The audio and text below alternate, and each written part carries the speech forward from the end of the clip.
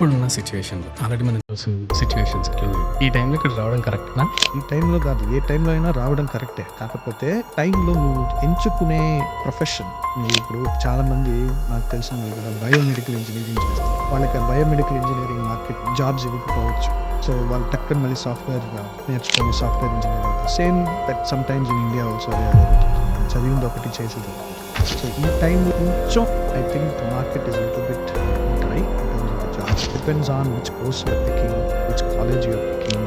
Tech ఇండస్ట్రీలో AI కంప్లీట్‌గా హ్యూమన్‌ని రిప్లేస్ చేస్తదా? AI ఒక enabler. It is not something that will take over human intelligence. Human centric intelligence అనేది never can be replaced. A human judgment is very important. In my view, AI is going to be a game changer. ఇక్కడికి వచ్చే most of the students చాలా great marks తీస్తారు. కొన్ని situations వల్ల కట్టకపోవడము జరుగుతుంటాయి. So అవి third పార్టీకి వెళ్ళడము వీటి వల్ల లైక్ ఏమైనా వీసాకి ఇష్యూస్ అయితేనా వీసా ఇష్యూస్ అయితే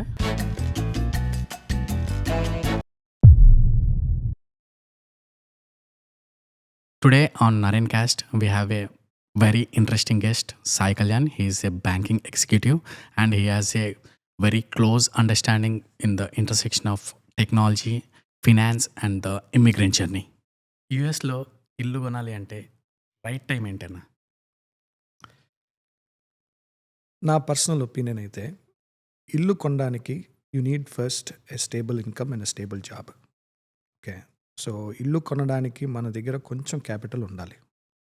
సో ఎస్, ఆబ్వియస్లీ మన దగ్గర మొత్తం ఇల్లు కొనేంత క్యాపిటల్ లేకపోవచ్చు. That's where you have mortgage. Banks give mortgage, లోన్లు ఇస్తారు. సో ఆ లోన్లతో ఆబ్వియస్లీ మన ఇల్లు కొనాల్సి వస్తుంది. కానీ ఆ లోన్కి కూడా it all depends on how much you can down pay.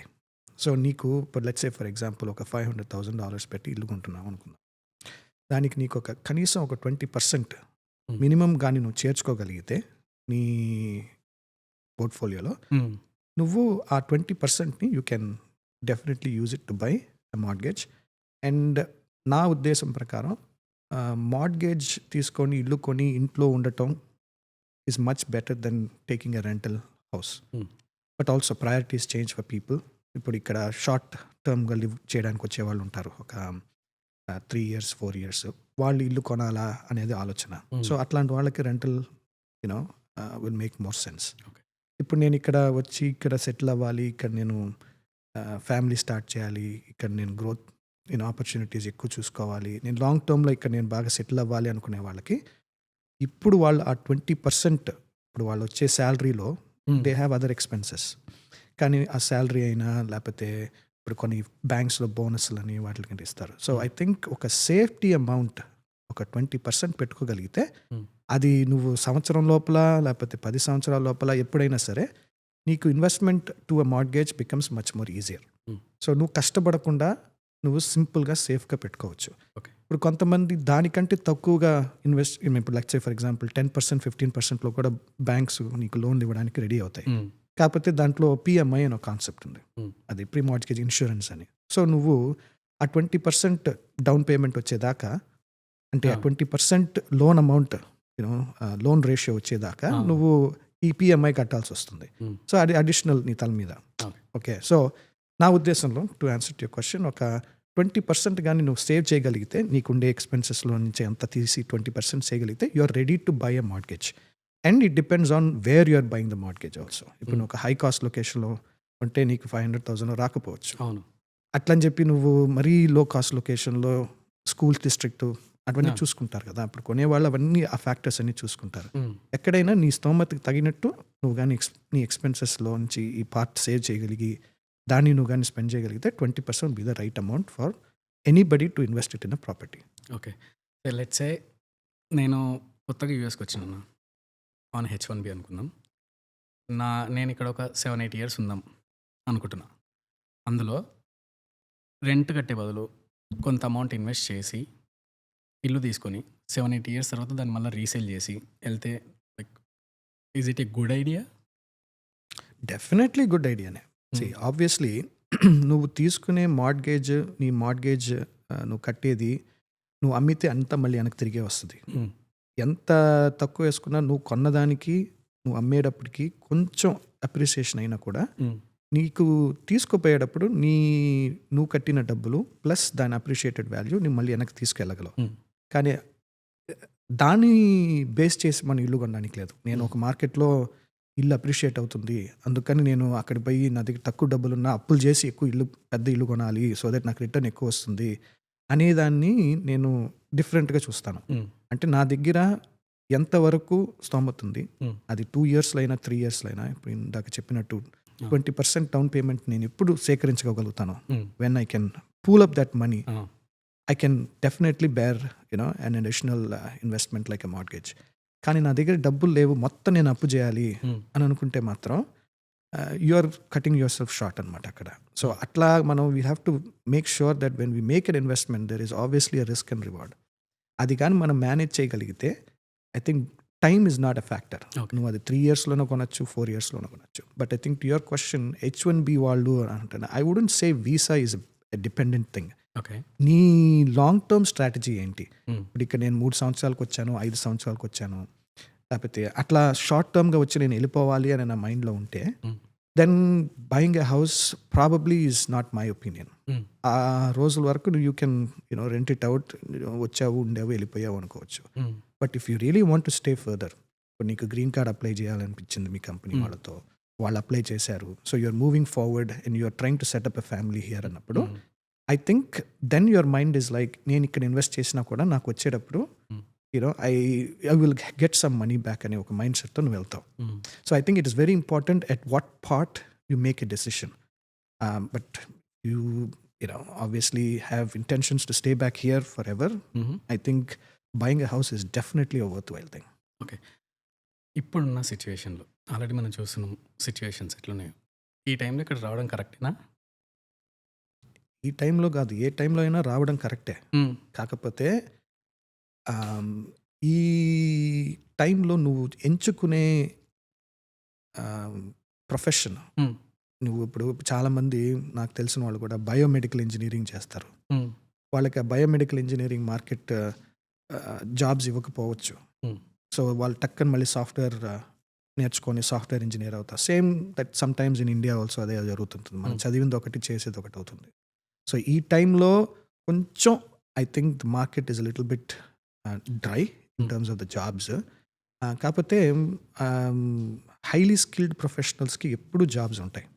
So it all depends on which course you are picking, which college you are picking, what is the ability for you to interact with the market. But in New York, New Jersey lo unde market is more financial industry based.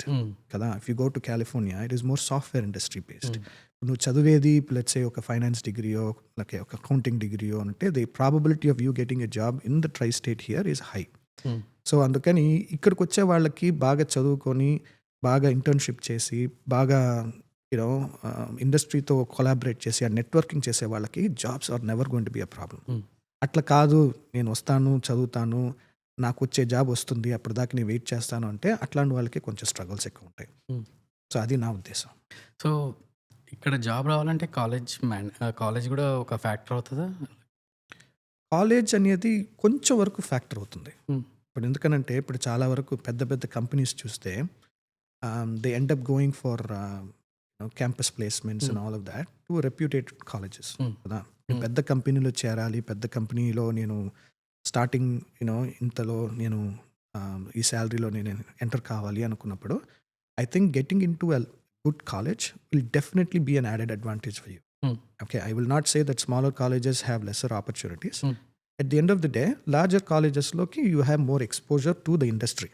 ఇప్పుడు New York, New Jersey స్టేట్లో ఉండే కాలేజెస్ను చూసుకుంటే a lot of the local banks, financial institutions, fintechs, a little bit product companies అవన్నీ ఎక్కువ వస్తాయి. అదే నువ్వు కానీ సియాటల్ లేకపోతే కాలిఫోర్నియా సైడ్ వెళ్ళావంటే lot of tech companies come in. So నువ్వు అక్కడ నువ్వు ఫైనాన్స్ చేసే ఒక కాలేజ్లో ఆబ్వియస్లీ నువ్వు you will probably end up somewhere in a job here in the East Coast. Okay. Not that there are no jobs of finance in West Coast, but probability of you getting a job here will be higher.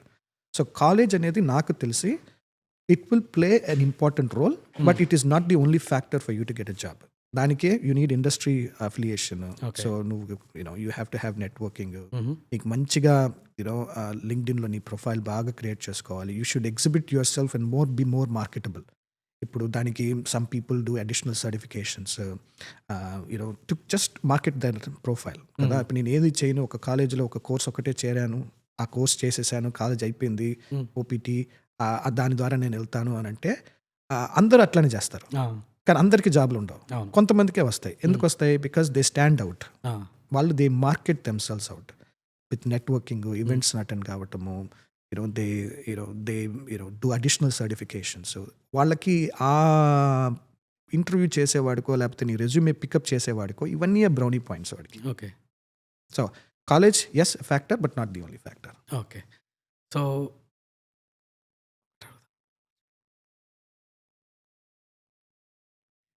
ఏదో ఇందాక మీరు అన్నట్టే OPT and STEM OPT స్టూడెంట్స్కి chances తగ్గినాయి compare to last 1-2 ఇయర్స్తో చూస్తే. Present అయితే OPT and STEM OPT వాళ్ళకి ఛాన్సెస్ తగ్గినాయి ఇన్ ఫుల్ టైం పొజిషన్స్లో. కానీ లైక్ బ్యాంకింగ్ సెక్టర్ ఆల్మోస్ట్ మొత్తం క్లోజ్ చేసిరైంది H1B sponsor. So they are going with contract positions, right?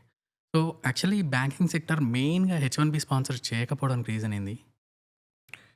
H1B sponsor చేయకపోవడానికి ఏమి రీజన్ లేదు. నేను ఎప్పుడు చెప్పినట్టే H1B is definitely still hot in the US. Okay, banking సెక్టర్లో highly skilled professionals are always required. అంటే H1B is a program that is dominated by software professionals or tech professionals coming from India. So obviously because of the labour pool that we have in India which is very very highly skilled. Okay, మనకి product knowledge కానీ skill knowledge కానీ ఎక్కువ. Okay, Indian స్టూడెంట్స్కి in that sense మనకి H1B is definitely a tool to get in to a job. కానీ a lot of companies now, right, are looking at the candidate pool, right, and thinking ఒక experienced పొజిషన్ని నేను let's say lay off చేయాలి అనుకుంటున్నాను అనుకో. ఆ experienced position lay off చేస్తే నేను ఒక 10 మందిని జూనియర్ పర్సన్ పీపుల్ తీసుకురాగలనా అనే వాళ్ళకి ఒక మైండ్లో ఎప్పుడు పోతూనే ఉంటుంది. That is something that rings in their mind. కానీ ఇక్కడ you can always be guaranteed, right, that ఇక్కడ లే ఆఫ్ చేసి ఇండియాలో హైర్ చేయాలి అనుకునే మైండ్ సెట్ ఉంటుంది చూసావా, వాళ్ళకి ఈ H1Bలకి ఏం సంబంధం ఉండదు. So yes, H1B definitely plays an important role ఇక్కడ కంపెనీస్లో. కాకపోతే ఆ కంపెనీ యొక్క స్ట్రాటజీ కూడా మనం ఆలోచించాలి. H1B స్పాన్సర్ చేయగలిగే వాళ్ళు కూడా కొంతమంది ఇప్పుడు కన్సల్టింగ్ కంపెనీలు, కాంట్రాక్టింగ్ కంపెనీలు ఇంతకుముందు బాగా స్పాన్సర్ చేసేవి. ఇప్పుడు వాళ్ళకి స్పాన్సర్షిప్స్ అన్ని కొన్ని తగ్గినాయి. ఎందుకంటే వాళ్ళు ఎవరితో ఇన్వాల్వ్ అవుతున్నారో క్లయింట్స్తో, వాళ్ళ సైడ్లో they are preferring more local people. ఇప్పుడు ఇక్కడ కూడా ఇండస్ట్రీ ఈజ్ గ్రోయింగ్ కదా వెరీ వెరీ ర్యాపిడ్లీ. ఇక్కడుండే లోకల్ స్టూడెంట్స్ని తెచ్చుకోవాలనుకుంటున్నారు. సో ఇక్కడుండే వాళ్ళకి ఆపర్చునిటీస్ ఇవ్వడానికి okay they are still open. So ఇక్కడ నువ్వు చదివి ఇక్కడ నువ్వు H1B తెచ్చుకొని లోపలికి వెళ్ళటానికి, లేకపోతే నువ్వు ఇండియా నుంచి వచ్చి అప్లై చేసుకొని ఇక్కడికి వచ్చి H1B సెటిల్ కావడానికి there is a subtle difference అనమాట. So I think the priority is still good for people who study here and get in to a job through an H1B market. Okay, so అది నా personal preference. నాకు పెద్దగా ఏ ఇండస్ట్రీలో H1B ఎక్కువ తీసుకుంటారు అని ఆలోచిస్తే నాకు తెలిసి టెక్ ఇండస్ట్రీనే. Yeah, obviously. సో ఈ లే ఆఫ్స్ అనేటివి శాలరీ ఇన్ఫ్లేషన్ స్ట్రాటజీనా? అట్లని నేను చెప్పలేను. ఇప్పుడు లే ఆఫ్స్ అనేది it is a coined term that media has brought in. Okay, ఇప్పుడు ఇండస్ట్రీలో లే ఆఫ్ అనేది ఏ ఇండస్ట్రీలోనే జరుగుతుంది. Either you grow two rapidly and then you cut to make it balanced, okay, or you tend to lay off people who are not performing well. Idi common concept. Ippudu if you don't perform, okay, you perish. Adi ఏ ఇండస్ట్రీలో అయినా సరే, banking అయినా సరే, టెక్నాలజీలో అయినా సరే, ఏ ఇండస్ట్రీలో అయినా సరే. So that never goes out. So every company ఈ పర్సంటేజ్ ఆఫ్ పీపుల్ని కట్ చేస్తున్నారు అని అంటే that means they are not performing well. Perform చేయని వాడికి ఎక్కడైనా చోటు ఉండదు. Okay, that is very important. So you will have to be always on the highest technical skill that you can exhibit. Hmm. నువ్వు ఏదైనా సరే ఇంకో పక్కన ఉండేవాడి కంటే కొంచెం ల్యాగ్ అయినా, Hmm. లేకపోతే పక్కన ఉండేవాడి కంటే కొంచెం నువ్వు తక్కువగా ఎగ్జిబిట్ చేసినా కూడా as a manager he has to compare both sides of the coin, right? There are going to be super talent, there are going to be emerging talent, there will be some people who will not show that talent at all. So అట్లని చెప్పి వాళ్ళని పెట్టుకొని ఊరినే కూర్చొని salary ఇవ్వరు. So లే offs అనేది అక్కడ కూడా జరుగుతాయి. కానీ ఇండస్ట్రీ వైడ్ లే ఆఫ్స్ ఇప్పుడు ఉన్నాయి. ఇప్పుడు ఫర్ ఎగ్జాంపుల్ ఏఐ వచ్చింది. ఏఐ వచ్చిన తర్వాత every company is looking to automate a lot of manual processes కదా. So a lot of manual process, repetitive tasks అన్నిటిని అది ఆటోమేట్ చేయాలి అనుకుంటున్నారు. సో ఇట్లా రిపిటేటివ్ టాస్క్ని ఆటోమేట్ చేసేవాళ్ళు 100 మంది చేసేది ఇప్పుడు ఒక 10 ఏజెంట్స్ చేయగలిగినా, లేకపోతే 5 మంది ఏజెంట్స్ అంటే ఏఐ ఏజెంట్స్ చేయగలిగితే ఆ 100 మందిని పెట్టుకోవాల్సిన అవసరం లేదు కదా. సో అందుకని they are still at the very I would say early stage. కానీ ఇప్పుడు చాలా companies are moving very fast and rapid with AI. So అందుకని ఇట్లాంటి రిపిటేటివ్ టాస్క్స్ అవన్నీ ఉండే కంపెనీస్, మాన్యువల్గా ఉండే టాస్క్స్ని జనరేట్ చేసే కంపెనీస్కి there is no point in having people. So వాళ్ళు ఏం చేస్తారు, they will have a strategy. We will educate everybody in AI whoever picks up that concept and supports and contributes to the success of what we're trying to do. వాళ్ళని ఉంచుకుంటారు. లేదు నాకు తెలిసింది ఇదే, నేను I cannot jump in to that train, నేను దాన్ని నేర్చుకోలేను అనే వాళ్ళకి obviously there is nothing much that a company can do. Okay. So tech ఇండస్ట్రీలో ఏఐ కంప్లీట్గా హ్యూమన్ని రీప్లేస్ చేస్తుందా? చేయదు. ఏఐ ఒక ఎనేబ్లరే. It is not something that will take over human intelligence. Okay, human centric intelligence అనేది నెవర్ కెన్ బి రీప్లేస్డ్. ఆ human judgement is very important. There will be still human in the loop. దాన్ని ఎవ్వరు విడిచిలేరు. There is nothing that can separate human judgement. రేపు నువ్వు ఎంత పెద్ద ఏఐని తీసుకొచ్చినా కూడా you train it to the best, కానీ హ్యూమన్ జడ్జ్మెంట్ ఉంది చూసావా, ఆ జడ్జ్మెంట్ మాత్రం రీప్లేస్ చేయలేం. So in my view AI is going to be a game changer. It will be a biggest enabler. It biggest enabler in both productivity and skill. కానీ దానితో తగినట్టు మన మనుషులం కానీ we can't say that it is going ahead of us. దాన్ని మనం చేసేదే మనము. So we'll have to catch up and we'll have to catch up fast. ఆ క్యాచింగ్ అప్లో కానీ నువ్వు కానీ వెనక్కి పడిపోతే obviously you will feel that AI is taken over. No, AI is not taken over. You let it go past you. You just didn't skill yourself to meet with the needs of what the AI is doing. కానీ నువ్వు అడిగిన క్వశ్చన్కి నా simple సమాధానం ఏంటంటే AI will never replace human judgement. AI will always remain an enabler and it will help us become more productive and more efficient. So ఏ ఇండస్ట్రీలో more dominance ఉంటుందన్న నెక్స్ట్ ఫ్యూచర్లో? Like health care, software, like service బేస్డా, లేకపోతే health care సైడా, banking sector సైడా? See, I think AI applications, applications of AI అని చూస్తే you can use an AI based model in any industry. ఇప్పుడు ఒక ఫ్యాక్టరీలో అయినా వాడచ్చు, హెల్త్ ఇండస్ట్రీలో అయినా వాడచ్చు. ఇప్పుడు డిటెక్షన్ ఆఫ్ ట్యూబర్క్లోసిస్ అని చెప్పి నాకు తెలిసిన వాళ్ళు they did a mini project with the college. అది బికెమ్ వెరీ సక్సెస్ఫుల్. ఏంటంటే AI finds things before a human can try to detect. ఆ డిటెక్షన్ కేపబిలిటీకి ఏఐకి క్విక్గా ఉంటుంది. జడ్జ్మెంట్ ఉండదు, కానీ డిటెక్షన్ క్విక్గా ఉంటుంది. ఆ డిటెక్ట్ చేయగలిగితేనే humans will be able to evolve and take those findings and then judge it accordingly. So ఇండస్ట్రీలో, హెల్త్ ఇండస్ట్రీలో అది వచ్చేసింది. ఇప్పుడు most of the AI applications are now in the technology space. అది నువ్వు యూ టేక్ బ్యాంకింగ్ అయినా అనుకోవచ్చు, product companies అయినా అనుకోవచ్చు, ఫిన్టెక్ కంపెనీస్ అయినా అనుకో, wherever there is a requirement of being more efficient, అక్కడ AI will definitely play an important role. So ఏ ఇండస్ట్రీ అనే దానికంటే ఏ ఇండస్ట్రీ ఏఐని తొందరగా అడాప్ట్ చేస్తుందో ఆ industry will become more efficient. So అది నా ఉద్దేశంలో in the next 3 to 5 years software coding, right, technically will be mostly done by an AI agent. హుహు. ఇప్పుడు కూడా ఇప్పుడు చూసామంటే గిట్ హబ్ ఆ! ఇది కానీ యూనో లేకపోతే నువ్వు మామూలుగా కోపైలట్ తీసుకున్నా ఆ! కూడా Microsoft Copilot it does a lot of you know coding ఆ! బేస్డ్ హెల్ప్ చాలా ఇస్తుంది అది. హ్మ్. సో నువ్వు అడిగితే చాలు, హ్మ్. నువ్వు అడిగేది కరెక్ట్గా ఉండాలి. ఆ! ఓకే, అక్కడే హ్యూమన్ జడ్జ్మెంట్ ఈజ్ ఆ! ఇంపార్టెంట్. నువ్వు తప్పుగా అడిగితే తప్పుగానే ఇస్తుంది.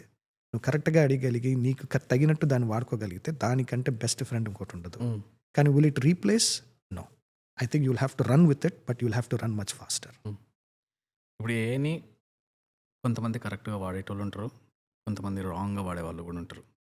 సో, లైక్ ఇస్ ఇట్ ఇది పక్కా యూజ్‌ఫుల్లా? కాదా?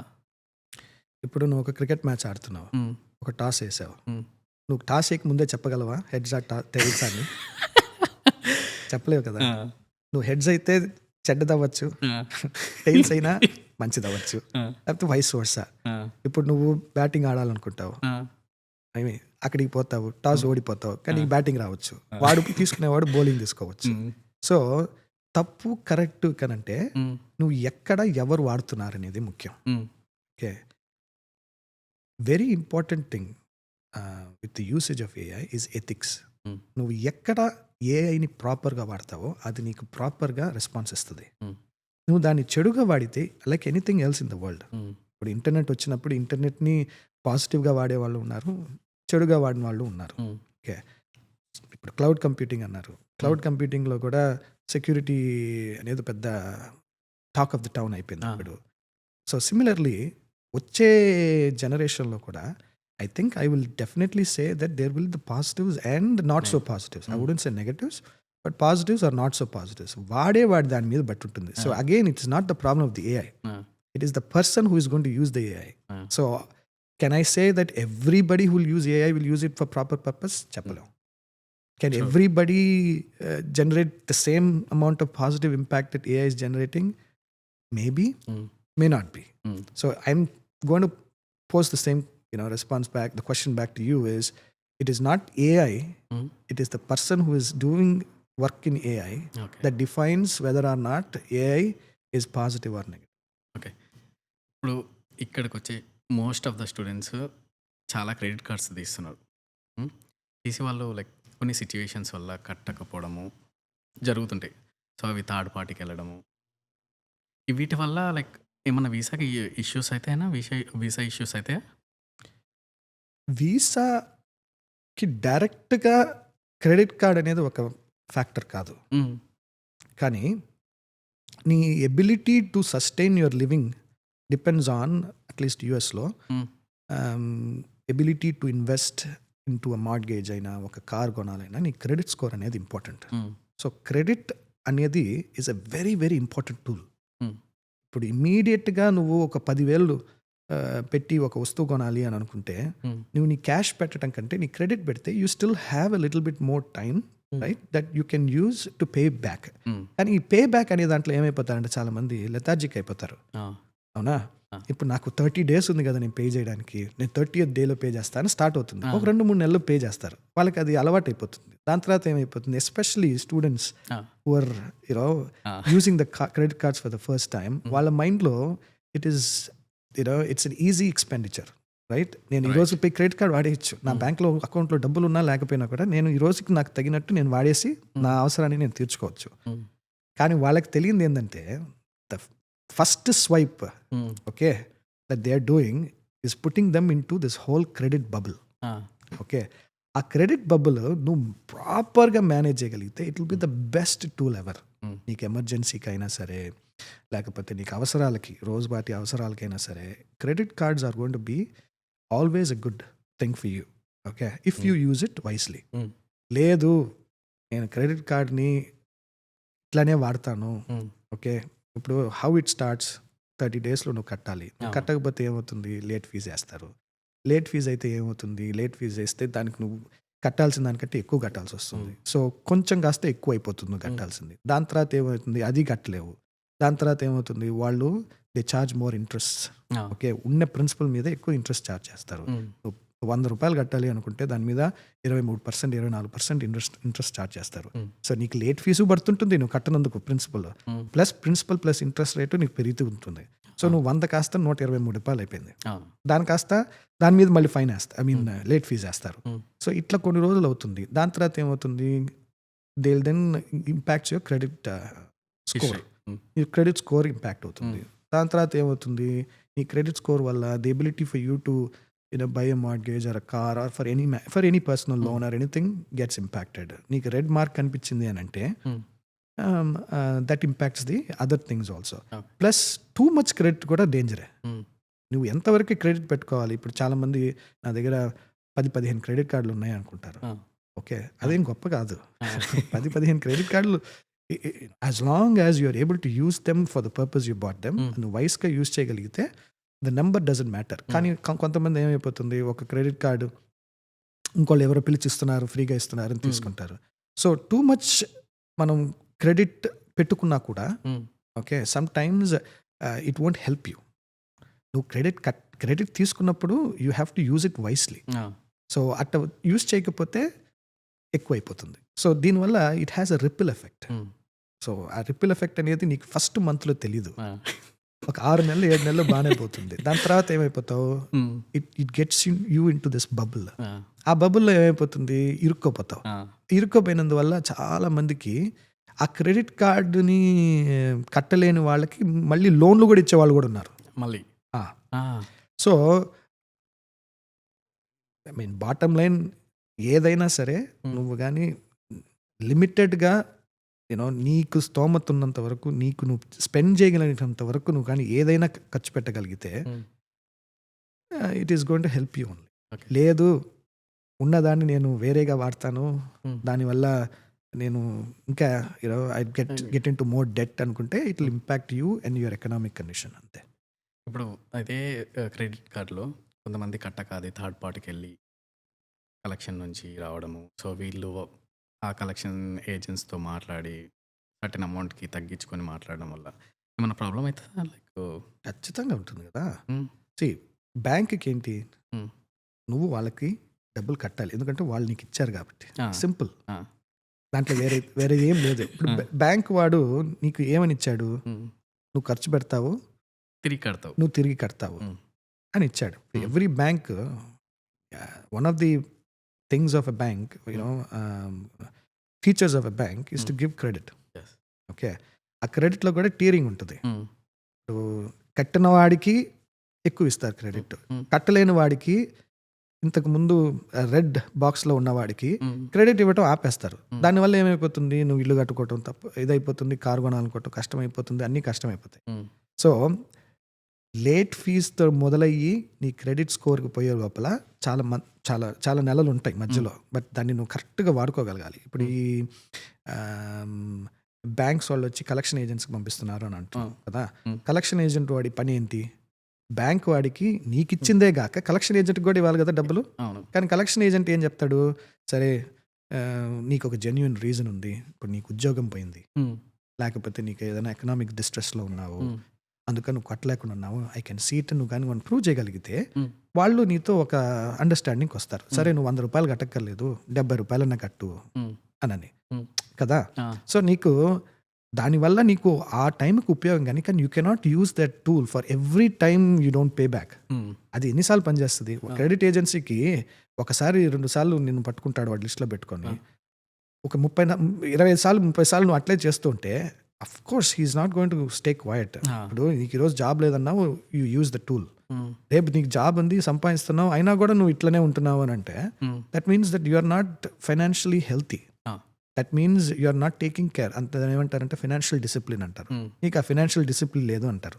ఆ ఫైనాన్షియల్ డిసిప్లిన్ లేని వాడికి obviously then your credit score is definitely going to be impacted.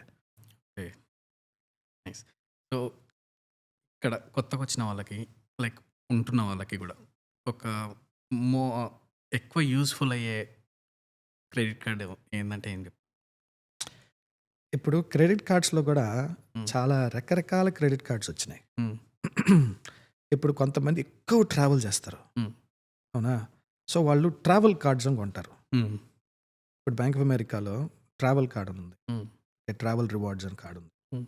అట్లనే సిటీ బ్యాంక్లో కార్డ్ ఉంది. కొంతమంది ఎయిర్లైన్స్తో హోటల్స్తో పొత్తు పెట్టుకొని క్రెడిట్ కార్డ్స్ పెడతారు. హ్మ్. So it depends on which purpose. ఇప్పుడు నువ్వు జనరల్గా ఒక క్రెడిట్ కార్డు తీసుకోవాలి అంటే హ్మ్. నో యాన్యువల్ ఫీ అనే కార్డు ఉంటుంది. హ్మ్. అది అన్నిట్లో కంపెనీస్లోనూ ఉంటుంది. హ్మ్. జనరల్గా నాకు తెలిసి ఆ నో యాన్యువల్ ఫీ కార్డ్సే బెస్ట్. హ్మ్. ఎందుకంటే నువ్వు దేనికి వాడుతున్నావు, నీ ఆ. గ్రాసరీస్కో లేకపోతే నీ ఫ్యూయల్కో లేకపోతే ఇంకేదైనా చిన్న చిన్న వాటికి వాడేటప్పుడు నీకు నో యాన్యువల్ ఫీ, నువ్వు యాన్యువల్ ఫీ కట్టాల్సిన అవసరం లేదు. కాబట్టి హ్మ్. నువ్వు యాజ్ లాంగ్ యాజ్ యువర్ నీకు ఫైనాన్షియల్ డిసిప్లిన్ ఉంటే మాత్రం hmm. No annual fee card. Hmm. ఇప్పుడు కొంతమంది ఇప్పుడు నువ్వు కాస్కో పోయావు అనుకో, ఆ. నువ్వు రెగ్యులర్గా కాస్కోలో గ్రాసరీస్ కొంటున్నావు, ఫ్యూయల్ పోస్తున్నావు, ఇంకేదైనా చేస్తున్నావు అని అంటే హ్మ్. నీకు కాస్కో వాడు ఏం చేస్తాడు, కాస్కో వాడు ఇప్పుడు వీసాలతో టై పెట్టుకున్నాడు. హ్మ్. సో కాస్కో వాడు ఒక కార్డు ఇస్తాడు. హ్మ్. ఆ కాస్కో కార్డు వల్ల నీకు లాభం ఏంటి, నువ్వు సంవత్సరం అంతా ఖర్చు పెట్టింది వాడు నీకు క్యాష్ బ్యాక్లో ఇస్తాడు. ఆ. సో నీ ఉద్దేశం క్యాష్ బ్యాక్ ఎక్కువ కావాలి అనుకుంటే ఎక్కడ ఎక్కువ వాడుతున్నావో అక్కడ వాళ్ళ కార్డు తీసుకుంటే నీకు క్యాష్ బ్యాక్ తొందరగా వస్తుంది. హ్మ్. ఎందుకనంటే ఇప్పుడు కాస్కోలో ప్రతి నెల పోవాలి, ఫ్యూయల్ పోయించాలి, సామాన్లు కొనాలి అని అనుకున్నావు అనుకో, ఆ. అక్కడ నువ్వు కానీ వాళ్ళ కార్డు తీసుకోగలిగితే హ్మ్. నీకు అక్కడ చాలా అడ్వాంటేజ్. ఎందుకంటే వాళ్ళు నీకు క్యాష్ బ్యాక్ ఇస్తారు. హ్మ్. సరేనా? సో నువ్వు ఇప్పుడు సంవత్సరానికి నెలకి ఒక 500 ఖర్చు పెడుతున్నావు అనుకో, 500లో సంవత్సరానికి నీకు ఎంత అయింది, 6,000 అయింది. ఆ. ఈ $6,000కి వాళ్ళు 2% ఆన్ గ్రాసరీస్, 3% ఆన్ ఫ్యూయల్ అట్లా ఇచ్చినా కూడా ఎంత తక్కువ లేకపోయినా, ఎంత తక్కువ వేసుకున్నా కూడా నీకు కనీసం ఒక 500 నుంచి 600 దాకా క్యాష్ బ్యాక్ వస్తుంది. హ్మ్. So that is a profit. ఇది నో యాన్యువల్ ఫీ అంటే నువ్వు కట్టకపోగా నువ్వు ఖర్చు పెట్టినందుకు ఎట్టయినా ఖర్చు పెడతావు. హ్మ్. ఆ ఖర్చు పెట్టినందుకు వాళ్ళు నీకు 500, 600 ఇస్తారు, which is a good thing అని నేను అనుకుంటా. లేదు నువ్వు ఒక పెద్ద బిజినెస్ ఎగ్జిక్యూటివ్, నువ్వు ఎక్కువ ట్రావెల్ చేస్తావు, నీకు దానివల్ల ఎక్కువ పాయింట్స్ వస్తాయి, లేకపోతే నువ్వు ఎక్కువ బిజినెస్ ట్రిప్స్ వేస్తావు అన్నప్పుడు నువ్వు అట్లాంటి వాళ్ళల్లో ఇప్పుడు ఎయిర్లైన్ కార్డ్ అయినా లేకపోతే హోటల్ కార్డు కొంటే ఏమవుతుంది, నీకు ఎయిర్లైన్లో కార్డు కొంటే నీకు లౌంజ్ ఫ్రీ అంటాడు. హ్మ్. ఏమి దాని తర్వాత నీకు నెక్స్ట్ టికెట్లో ప్రయారిటీ ఇస్తాము అప్గ్రేడ్ చేయడానికి అని అంటాడు. ఆ. లేకపోతే హోటల్స్లో నీకు ఎక్స్ట్రా నైట్ ఫ్రీగా ఇస్తామని అంటాడు. So to answer to your question, it all depends on what you want to use the credit for. General credit యూసేజ్కి ఒక normal no fee annual no fee card వచ్చి I think is the best card. Bank of అమెరికాది బాగుంటుంది, Wells Far ఇది Citi బ్యాంక్ది బాగుంటుంది, Wells ఫార్గోది కూడా బాగుంటుంది. 3 నైస్. ఓకే. అండ్ ఎన్ఆర్ఐస్ ఇక్కడ మెయిన్గా అలవాటు చేసుకోవాల్సిన ఒక ఫినాన్షియల్ హ్యాబిట్ అంటే ఏం చెప్తాను? నేను పర్సనల్గానే చెప్పగలను. హ్మ్. ఇప్పుడు నేను వచ్చి ఇక్కడికి చాలా సంవత్సరాలు అయింది. హ్మ్. ఫస్ట్ 1 year వరకు హ్మ్. నా మైండ్ అంతా ఎట్లుండిందంటే Hmm. ఈ జాబ్లో నేను సెటిల్ కావాలి. Hmm. Okay, so the most important thing was not about saving money. Hmm. The most important thing was for me to get established in this company. Okay. నేను ఈ కంపెనీలో స్టేబుల్గా ఉండాలి. అంటే నేను ఆ స్టెబిలిటీని కానీ క్రియేట్ చేసుకోగలిగితే ఇంకొక 5 yearsకి నాకేం ప్రాబ్లం ఉండదురా అనే ఒక మైండ్లో ఉంటాను. సో నేను అట్లనే ఉన్నా. నా ఉద్దేశం వచ్చి డబ్బులు సేవ్ చేసుకోవటం అనేది కాదు, నేను స్టేబుల్గా ఉండాలి. కాకపోతే ఇది ఇక్కడైనా సరే ఇండియాలో అయినా సరే మన యూజువల్గా మన ఇండియన్స్ మెంటాలిటీ ఎట్లుంటుంది, ఒక 100 రూపాయల్లో కనీసం ఒక 10-15 రూపాయలు లేకపోతే 20 రూపాయలన్నా సేవ్ చేసుకోవాలి, పెట్టుకోవాలి. ఒక దాన్ని ఏమంటారు, ఒక రెయినీ డే కోసం పెట్టుకోవాలి అని మనకి చిన్నప్పుడు మన పెద్దవాళ్ళని చూసో లేకపోతే మనకి స్వతహాగా ఉంటుంది. అది that is very very I would say మన mentality type. Not that others don't save, but మనకి బై డిఫాల్ట్గా ఉంటుంది. సో ఈ 1 yearలో నేను ఆ స్టేబుల్ జాబ్ ఉంచుకోవాలి, కంపెనీలో బాగా చేయాలి అని నా మైండ్లో ఉన్నా కూడా నా మైండ్లో ఆల్వేస్ ఒక 10%, 20% నేను సేవ్ చేసి పెట్టుకునేవాడిని, ఖర్చు పెట్టేవాడిని కాదు. కానీ అది నేను చెప్పేది నా జనరేషన్ వాళ్ళకి. ఇప్పుడు చాలా వరకు చూస్తే pay check to pay check పోతుంటారు. సో వాళ్ళకి నేను చెప్పగలిగింది ఒకటే, నువ్వు పే చెక్లో కూడా నీకు వచ్చే ఒక $1,000, $2,000 వస్తున్నదంటే ఒక 200, 300 తీసి పక్కన పెట్టే. అంటే దాన్ని నువ్వు పట్టుకోపాక, అది నీ డబ్బులు కాదనుకో, దానికి నీకు సంబంధం లేదనుకో. అది తీసి పెట్టావు అని అంటే once you start creating that mindset, అది కాస్త పిల్లలు పుడుతుంది, దాని కాస్త ఇంకోటి వస్తుంది. So you will always understand that there will be some emergency that you can't predict. అది జరగచ్చు, జరగకపోవచ్చు. కానీ ఈ ఎమర్జెన్సీ కోసం నువ్వు ఆ ఎమర్జెన్సీ ఫండ్ అనేది నువ్వు కానీ పెట్టుకోగలిగితే ఏమి that will be very very very important. నా ఉద్దేశంలో ఆ ఎమర్జెన్సీ ఫండ్ నీకు చాలాసార్లు హెల్ప్ అవుతుంది. చాలాసార్లు అది హెల్త్ రీజన్కైనా సరే, ట్రావెల్కైనా, అర్జెంట్ ట్రావెల్కి అనుకో, అర్జెంట్ ట్రావెల్కి నీకు టక్కున పోలేవు. ఇప్పుడు ఆఫ్ కోర్స్ నువ్వు చెప్పినట్టు క్రెడిట్ కార్డ్ పెట్టుకోవచ్చు, అందుకనే ఆ క్రెడిట్ కార్డ్ని వాడతారు కరెక్టా. సో ఇట్లాంటి విషయాల్లో నువ్వు ఆ ఎమర్జెన్సీ ఫండ్ పెట్టుకోవటం ఒకటి. తర్వాత ఇంకోటి కూడా నేను గమనించింది ఏంటంటే, నువ్వు రూపాయి సంపాదిస్తున్నావు అని అంటే నువ్వు ఆబ్వియస్లీ నీకు తెలియాలి నువ్వు ఎంత ఖర్చు పెట్టగలవు అని.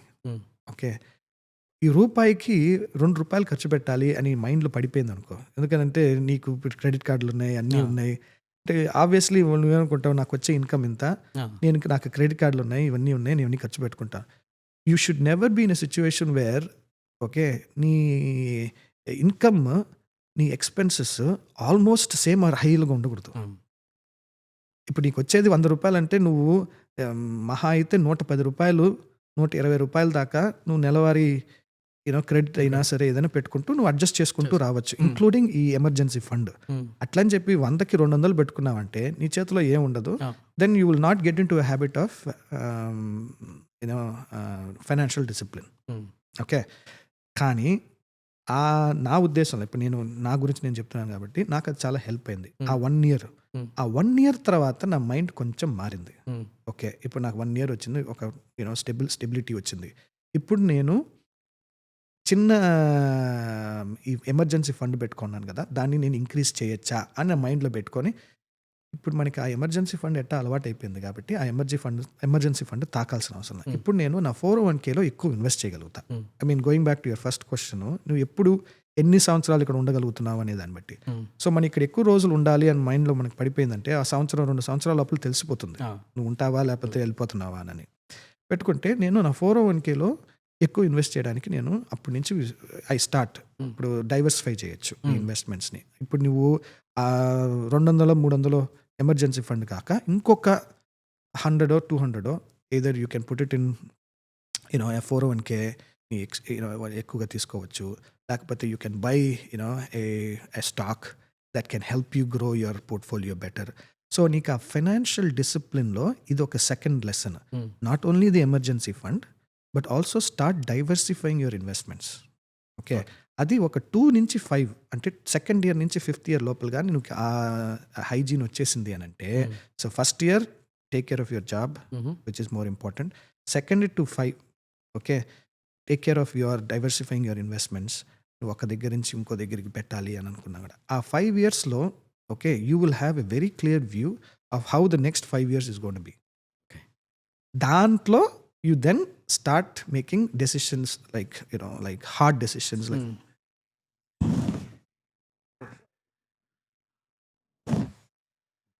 that means ఆ 5th year తర్వాత then you can make some real life decisions. ఇప్పుడు చిన్నవాళ్ళని అన్నావు కాబట్టి వాళ్ళు they want get settled in life, అదొక పెద్ద డెసిషన్. ఇక్కడ ఆల్రెడీ ఎక్స్పీరియన్స్డ్కి వచ్చిన వాళ్ళకి they can buy a house or get in to a new car or whatever it is. So కొంచెం సేఫ్టీ నెట్ పడిన తర్వాత ఇట్లాంటివన్నీ కొంచెం ఈజీ అవుతాయి. ఓకే, ఇదే ఇన్వెస్ట్మెంట్ ఇక్కడ చేయడం కరెక్టా, ఇండియాలో చేయడం కరెక్టా? రెండిట్లో కరెక్టే. నువ్వు గుర్తుపెట్టుకో, US is a very strong economy. Okay, ఇప్పుడే కాదు ఎప్పటి నుంచో కూడా US is a very stable and strong economy. So ఇక్కడ నీకు స్పర్ట్ గ్రోత్స్ ఉండవు. అంటే ఈరోజు ఏదో వెరీ రేర్ తప్ప ఈరోజు పెట్టింది రేపు ₹100, ఇప్పుడు ఈరోజు ₹100 పెట్టాలంటే రేపు ₹100 అయ్యే ఛాన్సెస్ తక్కువ. కానీ ఓవర్ పీరియడ్ ఆఫ్ టైం ₹100 అవుతాయి. అంటే ఆ గ్రోత్ స్లో అయినా కూడా ఇట్స్ వెరీ స్టేబుల్. సో నీకు లాంగ్ టర్మ్ వ్యూ ఉన్నప్పుడు, లాంగ్ టర్మ్ అసెట్ గ్రోత్లో ఉన్నప్పుడు US is a very very good investment. ఇప్పుడు నీకు S&P 500 తీసుకో, for the last 20-25 years it is really grown well. నువ్వు 20 years ముందర వచ్చి ₹100 వేస్తుంటే ఈరోజు అది చాలా ఎక్కువ పెరుగున్నావు. అది నీకు మామూలుగా ఫిక్స్డ్ ఇన్కమ్లో వేస్తే పెరగదు. సో ఐ థింక్ అట్లాంటి విషయాల్లో US is a very very good. దాంట్లో బీట్ చేసే వాళ్ళే లేరు. I think it really creates that financial safety for you. ఇప్పుడు ఇండియా లాంటి economies are more emerging. Okay, చాలా ఏమంటారు కంపెనీస్ ఇప్పుడు కొత్తగా వస్తున్నాయి, కొత్తగా పబ్లిక్ వెళ్తున్నాయి. There is much more opportunities. So faster growth ఉండొచ్చు Mm. ఇండియన్ ఎకానమీకి. But there is volatility. Mm. Okay, speed ఉంటుంది కానీ okay you can see the speed, but volatility అనేది ఎమర్జింగ్ మార్కెట్స్లో ఇంకా ఉంటుంది. ఇప్పుడు అమెజాన్, మైక్రోసాఫ్ట్, ఎన్విడియా ఇట్లాంటి కంపెనీస్ ఇప్పుడు కొంచెం స్టేబుల్ అయిపోయినాయి కాబట్టి ఐ థింక్ ఈ రోజు నుంచి ఒక 2 ఇయర్స్ 3 ఇయర్స్లో చూసుకుంటే యూనో హోల్సేల్గా అది గ్రో అవుతుంది తప్ప Mm. నీకు పెట్టిన దానికంటే తక్కువ రాకపోవచ్చు అనేది నా ఉద్దేశం. Mm. వేరేజ్ ఇండియాలో ఆ వాలటిలిటీ ఇంకా ఉంటుంది కాబట్టి నీకు పెరగచ్చు తగ్గచ్చు, but you have to be careful in how you investment. But ఇండియాలో నీకు ఆ గ్రోత్ ఆపర్చునిటీస్, గ్రోత్ పొటెన్షియల్ ఎక్కువ ఉంది కాబట్టి it is definitely worth while. నీ క్వశ్చన్కి సమాధానం ఏంటంటే, నువ్వు again my point of view comes back to where do you want to spend your last dollars in, Ah. Right? నువ్వు రిటైర్ అయిపోతే ఎక్కడ రిటైర్ అవ్వాలనుకుంటున్నావు, ఎప్పుడు రిటైర్ అవ్వాలనుకుంటున్నావు అనేది వెరీ ఇంపార్టెంట్. ఇప్పుడు నువ్వు ఇండియాలో రిటైర్ అవ్వాలి అనుకుంటే, నాకు లాంగ్ టర్మ్లో ఇండియాలో ఇన్వెస్ట్ చేసుకుంటే నాకు ఇండియాలో హెల్ప్ అవుతుంది అనుకుంటే I think your potential to make investments in India will be much higher. లేదు నేను ఇక్కడే ఉండాలి అనుకుంటున్నాను, యూఎస్లోనే ఉండాలి అనుకుంటే యూఎస్లో నువ్వు ఇట్లా స్టేబుల్ ఇన్వెస్ట్మెంట్స్ చేయగలిగితే నీకు అది గ్రోత్ ఉంటుంది. కానీ ఇక్కడ ఒక 50-60%, 60-70% ఇక్కడ ఇన్వెస్ట్ చేసి 30-40% నువ్వు ఇండియాలో ఇన్వెస్ట్ చేయగలిగితే, డైవర్సిఫై చేయగలిగితే Mm. I think over a longer run both will yield good results. Okay. నీకు షార్ట్ టర్మ్కి ఇండియాలో నీకు ఆ ఫ్లక్చుయేషన్లో గ్రోత్ ఎక్కువ ఉంటుంది కాబట్టి you can get back more. Mm. నీకు లాంగ్ టర్మ్లో నాకు ఇమీడియట్గా నాకు అవసరం లేదు డబ్బులు, నేను నాకు చెప్పాను Long చూసావా, నువ్వు కొంచెం వేయగలిగితే నీకు లాంగ్ టర్మ్లో రిటైర్మెంట్లో బాగా హెల్ప్ అవుతుంది అనుకుంటే US economy is the best. So ఈ డైవర్సిఫికేషన్ ఇస్ వెరీ ఇంపార్టెంట్. అది తెలియకుండా కొంతమంది నాకు ఇమీడియట్గా రాలేదే, నేను నీకు ఎక్కువ పెట్టేశానే అని అదే. కొంతమంది అనుకుంటుంటారు. బట్ అది నా ఉద్దేశంలో ఆ డైవర్సిఫికేషన్ చేసే వాళ్ళకి ఇప్పుడు సేఫ్టీ అయ్యి. రెండు economies are very good. Emerging economy is not a bad economy. Emerging economy is only giving you much growth potential, whereas US economy is much more stable, but later growth అవుతుంది. But late growth అయినా stable growth అవుతుంది. ఇక్కడ invest చేయాలంటే ఏ సెక్టార్లో invest చేయడం correct? I'm not a financial adviser, okay. Okay, but investment అనేది it's a personal choice. Okay, కొంతమంది ఇన్వెస్ట్మెంట్స్ ఎక్విటీస్లో చేస్తారు, కొంతమంది మార్గేజ్లో చేస్తారు, కొంతమంది ఫిక్స్డ్ ఇన్కమ్లో చేస్తారు, చాలామంది ట్రెషరీ బాండ్స్ అవి కొంటారు. Where risk is less, but అట్లనే రివార్డ్ కూడా తక్కువే ఉంటుంది. అంటే యూ కెనాట్ ఎక్స్పెక్ట్ 12-13% అట్లంతా. అదే ఎక్విటీలో నీకు రిస్క్ ఎక్కువ ఉంటుంది. సో నువ్వు అదే చెప్తున్నాను చూసావా, నీ స్ట్రాటజీ అనేది you will have to watch the market. Market మీద వాచ్ చేయకుండా, ఇప్పుడు గేమ్ స్టాప్ అని ఒక స్టాక్ వచ్చింది. ఆ గేమ్ స్టాప్ ఓవర్ నైట్లో ఎక్కువైంది, పడబడబడ కొనేశారు. కొనగానే అది పడిపోయింది దెబ్బని. సో చాలా మంది చాలా వరకు డబ్బులు లూస్ అయింటారు. సో అది ఆ మార్కెట్ స్పెక్యులేషన్లో మనం కానీ కరెక్ట్గా ఇన్వెస్ట్ చేయగలిగినా మనకి డబ్బులు వస్తాయి. కానీ ఒక స్టేబుల్గా ఉండేవాడు, I think you will have to be very clear in how and where and when you will invest. I think that is very important. So as I'm not a financial advisor, I would say my strategy is that keep diversified investment strategy. అది నువ్వు ఎక్విటీస్లో అయినా పెట్టుకో, fixed ఇన్కమ్లో అయినా పెట్టుకో, లేకపోతే ఒక ఇల్లు కొనుక్కొని పెట్టుకో. ఆ ఇల్లు కొనుక్కొని నువ్వు ఆ ఇంట్లో ఎన్ని రోజులు ఉండాలనుకుంటున్నావో, ఆ ఇల్లుని నువ్వు 3-4 ఇయర్స్ తర్వాత నాకు ఇక్కడ మంచి గ్రోత్ వచ్చింది, ఇది అమ్ముకొని నేను ఇంకో దగ్గర మంచి ఇల్లు కొనుక్కోవచ్చు అనే వాళ్ళు కూడా ఉంటారు. So it all depends on personal preference. But I think diversification in your investments wherever it is, whether it is fixed income, equity or others, will definitely help you get into a stable state. Okay. Tell me 3 best stocks to invest, like long-term invest. Again, I'm not a financial advisor, so I cannot comment on that. But నా ఉద్దేశంలో S&P 500 is one thing that always keeps trending up. So అది top 500 stocks కాబట్టి it always has a growth potential. Now నువ్వు late అయ్యే కొద్దీ S&P 500 కూడా because it is growing, నువ్వు invest చేయాల్సిన డబ్బులు కూడా ఎక్కువ అవుతాయి. సో ఐ థింక్ ఎర్లియర్గా నువ్వు కానీ డెసిషన్ తీసుకొని S&P 500లోనో, లేకపోతే like top stocks ఉన్నాయి. ఇప్పుడు Nvidia is now had a big growth. some banks also have grown tremendously. So it all depends on your personal choice. So ఈ పర్టికులర్ 3 స్టాక్స్ అనేది నేను చెప్పలేను, but like I said diversification in the stock. నువ్వు మార్కెట్ని క్లోజ్గా watch చేసేవాడివైతే నీకు penny stocks కూడా ఉంటాయి. అంటే నీకు తెలియదు ఆ కంపెనీస్లో ఏంటో, కానీ అక్కడ నువ్వు వేసిన దానికంటే ఎక్కువ పెరుగుతూనే ఉంటుంది, కానీ ఇది ఎవరు మాట్లాడుకోరు. అట్లని చెప్పి అవి బ్యాడ్ కాదు. సో నాకు తెలిసిన stocks you know Microsoft, Apple, Google, alphabet అందరూ అది మాట్లాడుతున్నారు కాబట్టి అవి చెప్పగలను. కాకపోతే అవి ఒకటే గుడ్ స్టాక్స్ అని కాదు. There are so many other stocks which we probably never will hear, but they are also growing at a very rapid pace. So అదే యూఎస్ ఎకానమీలో అదొక అడ్వాంటేజ్ ఏంటంటే over a period of time some of these will definitely yield better. Okay, ఇప్పుడు hiring విషయానికి వస్తే అదే contract positions ఎక్కువ ఉన్నాయి compare to full time. Contract positions ఎన్ఆర్ఐస్కి ఎక్కువ ఉన్నాయి, రైట్, బికాస్ ఆఫ్ స్పాన్సర్షిప్ ఇవన్నీ ఇష్యూస్ వల్ల.